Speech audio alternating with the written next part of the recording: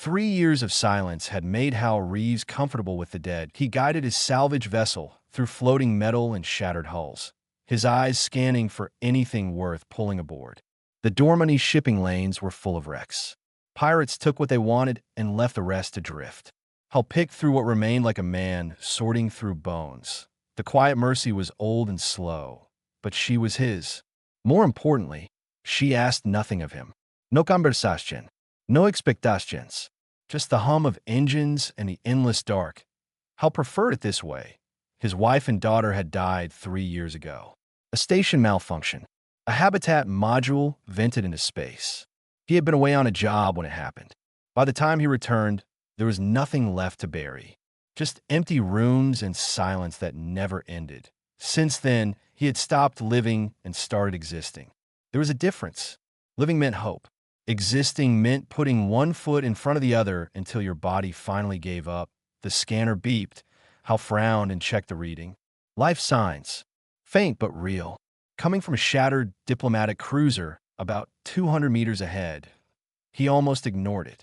Almost, but something made him steer closer. Maybe habit. Maybe the small part of him that still remembered what it felt like to care about something. The cruiser was torn nearly in half. Blast marks covered its hull. Pirates had hit hard and fast. The ship had been carrying refugees, according to the identification beacon. Valani refugees fleeing civil war on their homeworld. Hal docked with the wreck and pulled on his suit.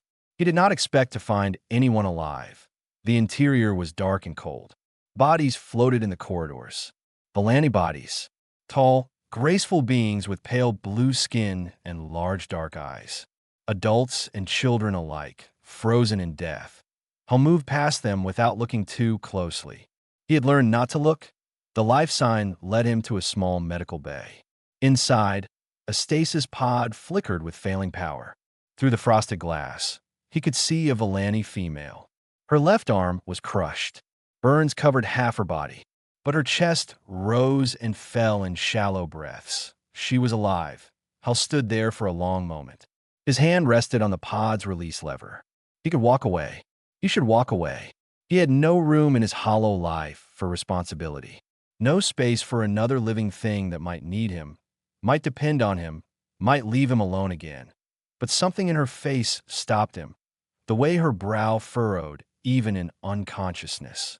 The way her fingers twitched like she was fighting through a nightmare. It reminded him of his daughter during her fevers, small and stubborn, refusing to give up even when her body burned. Hal pulled the lever. The pod hissed open. The Valani female slumped forward, and he caught her before she hit the floor. She weighed almost nothing. Her breathing was weak but steady. He carried her back to the Quiet Mercy. Laid her on the medical bed he never used. Started the emergency treatment protocols he barely remembered. Her wounds were bad. The arm might never heal properly. The burns would scar. But she would live if he did everything right. Hal worked through the night. Cleaning wounds. Applying healing patches. Monitoring her vitals. He did not think about why he was doing this. Thinking led to questions he could not answer. Near dawn, she stirred. Her eyes opened for just a moment. Large and dark and full of pain. She looked at him without understanding, then slipped back into unconsciousness. Hal sat back in his chair and stared at her. He had not spoken to another living being in 4 months. He had not cared whether anyone lived or died in 3 years. He had been planning to fly his ship into a sun. He had already picked the date. Now, there was a Valani woman on his medical bed, and he was responsible for her survival. The silence of the Quiet Mercy felt different now. Not empty, just waiting. Hal rubbed his face with both hands and wondered what he had done. Outside the viewport, the wreckage of the refugee ship drifted slowly away. 43 children had been on that vessel, according to the manifest. 43 young lives that never reached safety. She was the only survivor. He did not know her name, did not know her story, did not know why fate had put her in his path when he had nothing left to give. But she was breathing, and for reasons he could not explain, that felt like it mattered. Hal set course for the nearest station. 6 days away. 6 days of keeping her alive. 6 days before he could hand her off to someone else and return to his empty existence, He told himself that was the plan, that he almost believed it. She woke screaming. Hal nearly fell out of his chair as the Valani woman thrashed on the medical bed. Her arms swung wildly. Words poured from her mouth in rapid Valani, a language he did not understand but recognized from old trade encounters, that he moved quickly, catching her wrists before she could tear out the healing patches. She fought him with surprising strength for someone so badly injured. "Easy," he said. His voice was rough from months of disuse. "You are safe. You're on my ship. No one will hurt you." She did not understand. Her dark eyes were wide with terror, seeing something that was not there. Seeing fire, perhaps. Seeing death. Hal held her gently but firmly. He kept talking, not because his words meant anything, but because the sound seemed to reach her. Slowly, her struggling weakened. Her breathing steadied. The panic faded from her eyes, replaced by confusion. "Where?" she said in broken common. "Where am I?" "My ship. The Quiet Mercy. I found you in the wreckage." She blinked, processing. Then the question he had been dreading. "The others?" Hal shook his head. Something died in her face. Not tears, not screaming, just a light going out behind her eyes. She turned her head away and said nothing. Hal recognized that silence. He had lived in it for 3 years, that he released her wrists and stepped back. "You need a rest. Your wounds are healing, but you lost a lot of blood." She did not respond, did not move, just stared at the wall like it held answers that would never come. Over the next 2 days, she barely spoke. She ate when he brought food, but mechanically, without tasting. She let him change her bandages without complaint. But she never met his eyes. On the 3rd day, she finally asked his name. "Hal," he said. "Hal Reefs." "Sarah," she replied. Her voice was flat. "I was a physician. You were transporting refugees. Children." The word cracked something in her voice. 43 children. I was supposed to keep them safe. Hal said nothing. There was nothing to say. "Why did you save me?" she asked. He had no answer. He had been asking himself the same question. The silence stretched between them, heavy and uncomfortable. Finally, Sarah spoke again. "Among my people, purposeless survival is a curse. The universe spared my life and took the lives of innocents. There is no meaning in this. No reason." She looked at him directly for the first time. "You should have left me." Hal felt something crack inside his chest. Something he had kept frozen for 3 years. "My wife and daughter died 3 years ago," he said. The words came out before he could stop them. "A station accident. I was not there. I cannot save them. I have spent every day since wishing I had died with them."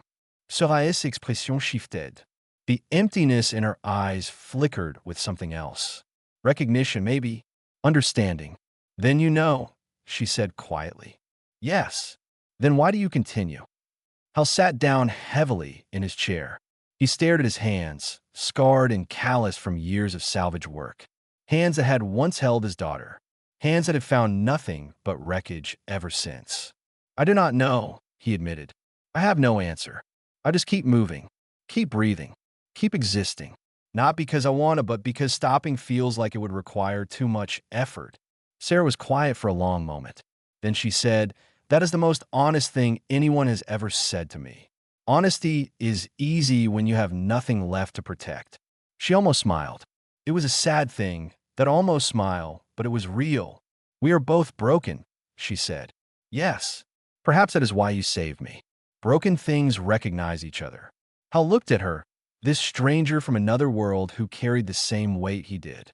2 people who had lost everything. 2 people who had forgotten why living mattered. "Perhaps," he said. The quiet mercy hummed around them. 3 more days until waypoint 11. 3 more days of shared silence and small conversations. 3 more days of 2 broken beings learning that they were not alone in their emptiness, that IT was not healing. Not yet. Maybe not ever. But it was something, and something Hal was beginning to realize was more than he had felt in a very long time. Waypoint 11 smelled like desperation. Hal had been to rough stations before, but this was different. Refugees packed the corridors. Valani families huddled in corners with nothing but the clothes on their backs. Children cried. Adults stared at nothing. The Civil War had broken an entire civilization, and the pieces had washed up here. Sarah walked beside him, her injured arm wrapped tight against her chest. She moved slowly, still weak, but she had refused to stay on the ship. "I need to see," she had said. "I need to know." Now she saw, and Hal watched her face as the weight of it settled on her shoulders. The station medical bay was overflowing. Doctors and nurses rushed between patients, too few hands for too many wounds. A human administrator approached Hal with tired eyes and a datapad full of problems. "You brought her in from the wreckage?" the administrator asked. "Yes. Her name? Sarah. She is a physician." The administrator looked at Sarah with something like hope. "We could use a physician. If she is willing." Sarah did not hesitate. "Show me where to work." Hal expected her to disappear into the chaos and forget about him. Instead, she turned back. "Will you wait?" she asked. He nodded before he could think about why. Hours passed. Hal sat in the station cantina and drank bad coffee. He watched refugees shuffle past. He thought about leaving, about returning to the quiet mercy and slipping away while Sarah was busy. That he did not leave. When Sarah finally emerged, exhaustion lined her face, but something else was there too. Purpose. For a few hours, she had been useful. She had mattered. 12 patients, she said, sitting across from him. "I saved 12 today. That is good. It does not balance the 43 I lost." "No, it is not, but it is still good." She looked at him for a long moment. "You stayed. I stayed." Neither of them knew what to say after that. The next morning, everything changed. A station official arrived at the Quiet Mercy with 2 security officers. His expression was cold and official. "The Vellani female you brought aboard," he said. "She belongs to the losing faction of their civil war. The winning faction has issued arrest warrants. We are obligated to deport her." Hal felt his stomach drop. "Deport her where?" "Back to Vellani space. She will face trial." "Trial for what?" "She was a doctor transporting children. That is not our concern. We have agreements with the Vellani government." Sarah appeared in the doorway behind Hal. Her face was pale, but her voice was steady. "I understand," she said. "I will go quietly." "No." The word came out of Hal before he could stop it. He stepped forward, putting himself between Sarah and the officials. "She is my crew." The official frowned. "Excuse me. She is registered as crew on the Quiet Mercy. Check your records. That gives her legal protection under salvage vessel statutes. You cannot deport crew without a formal hearing, and that takes 90 days minimum." It was a lie, a desperate, improvised lie. But Hal sold it with everything he had. The official's frown deepened. He checked his datapad, scrolling through regulations. Finally, he looked up with irritation. "Fine, 90 days. But if she is not registered as crew by end of day, the protection does not apply." After they left, Sarah stared at Hal with confusion. "Why did you do that?" "I do not know. You barely know me. I know enough. What if they check? What if they find out you lied?" "Hal get. Then we run." Sarah's eyes widened. "We?" It was the first time he had said that word in 3 years. "We," as if they were a unit, as if her fate and his were connected. "You do not have to do this," Sarah said quietly. "I know." "Then why?" Hal thought about the question. Really thought about it. Why did he care what happened to this Vellani woman he had known for less than a week? Why did the thought of her being dragged away make something burn in his chest? "Because I am tired of losing people," he finally said. "And I am tired of not caring. You're the first thing I have cared about in 3 years. I am not ready to lose that yet." Sarah was silent for a long moment. Then she reached out and took his hand. "Thank you," she said simply. Her skin was cool against his. Different from human touch, but not unwelcome. "Do not thank me yet," Hal said. "We still have to survive the next 90 days." Outside the viewport, a Vellani enforcement vessel had just arrived at the station. Their time was already running out. Hal woke Sarah at 3 in the morning. "We need to go," he whispered. "Now." She did not ask questions. She simply rose, grabbed the small bag of medical supplies she had gathered, and followed him to the cockpit. A dock worker named Quinn had given Hal information in exchange for credits. The Vellani enforcement vessel was preparing to board the station. They had warrants for 17 refugees and Sarah's name was on the list. 30-minute window, Hal said as he powered up the engines. Their patrol rotation takes them to the far side of the station. If we leave during that gap, we might slip past unnoticed. And if we do not, then we improvise. The quiet Mercy detached from the dock with a gentle thump. Hal guided her through the station's traffic lanes, moving slowly, casually, like any other ship going about its business. His hands were sweating on the controls. He had not felt this kind of fear in years. Fear meant caring about the outcome. Fear meant having something to lose. Sarah sat beside him, watching the sensors. Her injured arm had healed enough for her to work the console. They had not discussed roles. They simply fell into them like they had been flying together for years. "Contact," Sarah said quietly. "The enforcement vessel is moving." Hal checked the display. The Vellani ship was coming around faster than expected. Someone had tipped them off. "Hold on." He pushed the engines to full. The quiet Mercy lurched forward, abandoning any pretense of casual travel. Alarms blared from the station traffic control. The enforcement vessel adjusted course to intercept. "They are faster than us," Sarah said. "I know. They will catch us in open space." "I know. Then what is your plan?" Hal pointed at the navigation display. A dense field of debris lay ahead. Wrecked ships, shattered cargo containers, twisted metal from 100 different disasters. The Dormani shipping lanes were full of such graveyards. "You cannot be serious," Sarah said. "Do you have a better idea?" She did not. The quiet Mercy plunged into the debris field at speed. Hal's hands moved constantly, adjusting course, dodging chunks of metal, threading through gaps that seemed too small to fit. Sweat dripped down his face. One mistake would kill them both. Behind them, the enforcement vessel hesitated at the edge of the field. It was larger, less nimble, designed for intimidation rather than precision flying. "They are not following," Sarah reported. "They are not stupid, but they are also not patient. They will try to circle around and catch us on the other side. Then we need to move faster." "Working on it." A jagged piece of hull scraped along the quiet Mercy's side. Alarms wailed. Sarah silenced them with quick fingers. "Why are you doing this?" she asked. "We discussed this already." "No. I mean, really. Why risk your life for someone you barely know? You could have let them take me. You would be safe." Hal did not answer immediately. He was too focused on navigating a particularly dense cluster of wreckage. Only when they emerged into a small clearing did he speak. "Before I found you," he said, "I was planning to die. I had picked a son. I had picked a date. I had no one to leave a note for because there was no one left who cared." Sarah went very still. "Finding you gave me something to do," Hal continued. "Keeping you alive gave me a purpose. And now—" He trailed off, searching for words. "Now what?" Now I did not want to stop. I did not want to go back to the emptiness. I do not know what this is between us, but it feels like the first real thing I have experienced in 3 years. I am not ready to lose it." Sarah reached over and grabbed his arm. Her grip was tight, almost desperate. "Among my people," she said, "there is something called soul debt. When two lives become bound through shared survival. I never believed in it.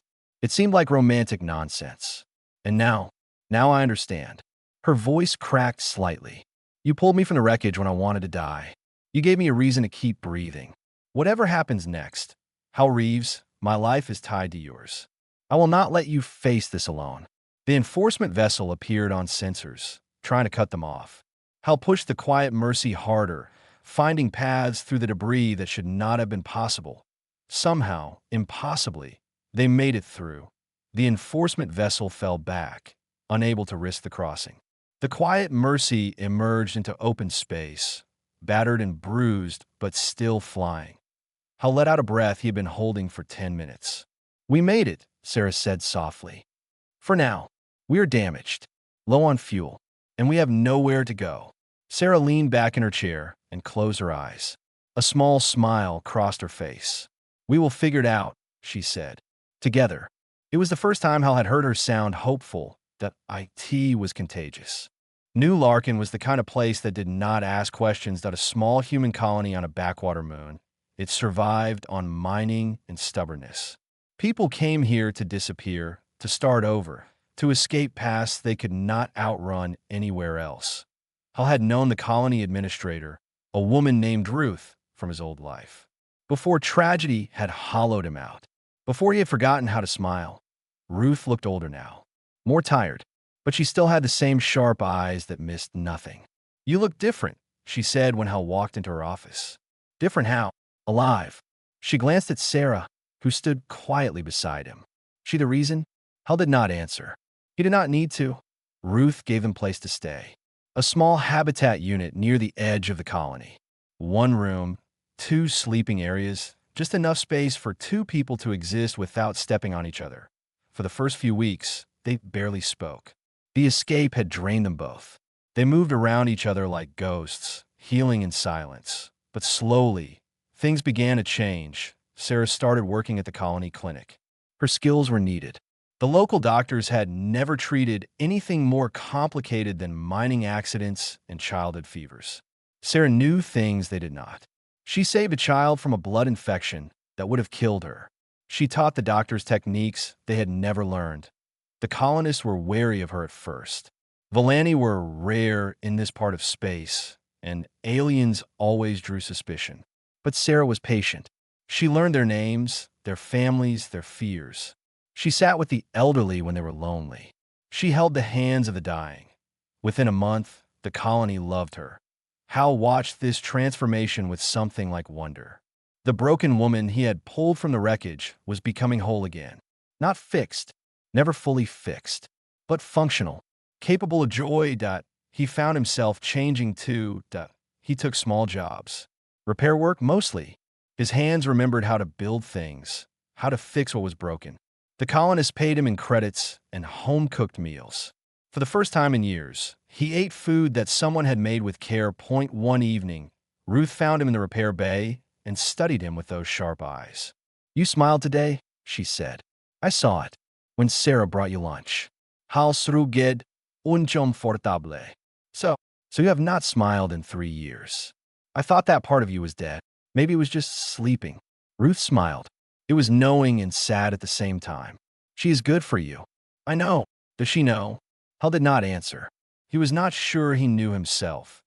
That night, he and Sarah sat on the small porch of their habitat, watching the colony lights flicker against the dark sky. They had fallen into this ritual without discussing it. Every evening, after work, they sat together in comfortable silence. "What are we doing?" Sarah asked suddenly. Hal looked at her. "What do you mean?" "This. Us. This life we have built." She gestured at the colony around them. "Are we hiding forever? Is this a life? Or just an extended pause before death?" Hal thought about the question. He had been avoiding it for weeks. "I do not know what this is," he admitted, "but I know I do not want it to end. I know that when I wake up, I'm glad you are there. I know that feels like enough." Sarah was quiet for a long moment. When she spoke, her voice was soft. "Volani do not form bonds easily. We live long lives. Attachment leads to grief. My people taught me to keep distance, to protect my heart." She turned to look at him. "But I've already grieved more than most Volani ever will. I have lost everything I try to protect. I'm no longer afraid of caring." Hal reached over and took her hand. Her skin was cool, as always, but the touch was warm in ways that had nothing to do with temperature. "We are both broken," he said. "Yes, but maybe broken things can build something new." Sarah squeezed his hand. "Maybe they can." They sat in silence as the stars wheeled overhead. Two people from different worlds, bound by shared loss and unexpected hope. It was not a perfect life. But it was a life, and for the first time in years, both of them wanted to keep living it. The message arrived 3 days later. The Volani Civil War had ended. A general amnesty had been declared. Sarah could return home. She could go back to her people. The choice she never expected to face was suddenly in front of her. Sarah spent 3 days reading reports from her homeworld. The Civil War had burned itself out. Too many dead on both sides. Too much destruction to continue. A new government had formed from the ashes, and they had declared amnesty for all refugees. No traídas, no punishments. Just a desperate attempt to rebuild. Hal gave her space. He worked his repair jobs during the day and returned each evening to find her staring at screens full of Alani text. He made meals she barely touched. He sat on the porch alone on the fourth day. She finally spoke. I could go back. Hal felt his chest tighten. Yes. My sister is there. She has children now. Nieces I have never met. That is important. Sarah looked at him with those dark eyes. Why will you not fight for me to stay? Because I will not trap you with my need. The words hurt to say. You have to choose freely. If I beg you to stay, and you stay for the wrong reasons, you will hate me eventually. And I would rather lose you now than watch that happen. Sarah stood abruptly and walked away. Hal sat alone on the porch until the stars came out. Then he went to the cargo bay of the Quiet Mercy and sat among the crates and tools that had been his only companions for 3 years. He cried for the first time since his wife and daughter died. Everything he had rebuilt depended on Sarah. His hope, his purpose, his reason to face tomorrow. Without her, the emptiness would return. The son he had picked to die and was still out there, waiting, but he had meant what he said. He would not cage her. Morning came. Hal returned to the habitat to find it empty. Sarah's bag was gone. His heart stopped. Then he saw the note. Communication terminal. Kulme. He found her standing in front of a booking screen. The display showed a passenger ship departing for Valani space in 6 hours. Her finger hovered over the confirmation button. I almost pressed it, she said without turning around. 3 times. I almost went home. I could not speak. Could barely breathe. My sister is there, Sarah continued. My people. My culture. Everything I was raised to believe tells me that home is where I was born, where my family waits. I understand. No, you do not. She finally turned to face him. Her eyes were wet. You understand loss. You understand grief. But you do not understand what it means for a Valani to choose an outsider over her own kind. Then help me understand. Sera stepped closer. Close enough to touch. Among my people, we believe that home is where your soul finds rest. I searched for that place all my life. In my work, in my family, in the children I tried to save. Her voice cracked. I never found it. Hawaii. Then you pulled me from the wreckage. A human I had never met. A stranger with nothing to gain. Tears rolled down her pale blue cheeks. You gave me a reason to keep breathing when I wanted to die. You risked everything to protect me. You showed me kindness when I deserved none. You deserved all of it. That is what I mean. Sarah reached up and touched his face. Her cool fingers traced the lines of grief and exhaustion. My people would not understand this. They would call it weakness, attachment, a failure to maintain proper distance. And what do you call it? Sarah smiled. It was small and fragile and the most beautiful thing Hal had ever seen. Home. She canceled the booking. The screen went dark. I do not know what the future holds, she said. I do not know if we will succeed or fail.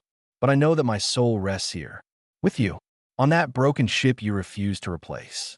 In that small habitat we have made ours. Hal pulled her into his arms.